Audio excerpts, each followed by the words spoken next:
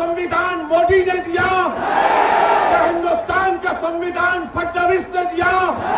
क्या हिंदुस्तान का संविधान नेहरू गांधी परिवार ने दिया?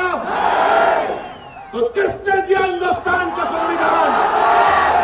पुकार कर कहो, किसने संविधान दिया?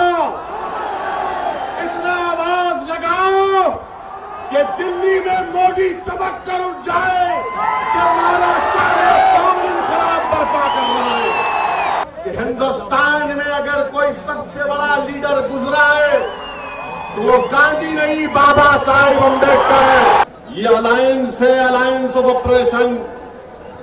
ये इत्तेहाद बैनुल मजलूमीन है। ये सिर्फ इत्तेहाद मुस्लिमीन नहीं है, ये इत्तेहाद बैनुल मजलूमीन है। कि कॉन्स्टिट्यूएंट असेंबली में बाबा साहिब को पहली मर्तबा कांग्रेस ने, नेहरू गांधी परिवार ने, किसने भिजाया? फिर मुसलमानों ने भिजाया था बंगाल के। बाबा साहिब ने वोट डालने का इख्तियार दिया जरूर, मगर ये बहुजन वंचित समाज से बाबा साहिब के स्पिरिट को समझता है।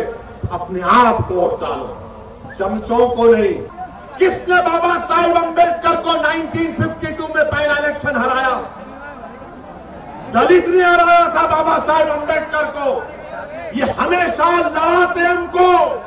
आप एक हो जाओ, दुनिया की कोई ताकत आपको कमजोर नहीं कर सकेगी।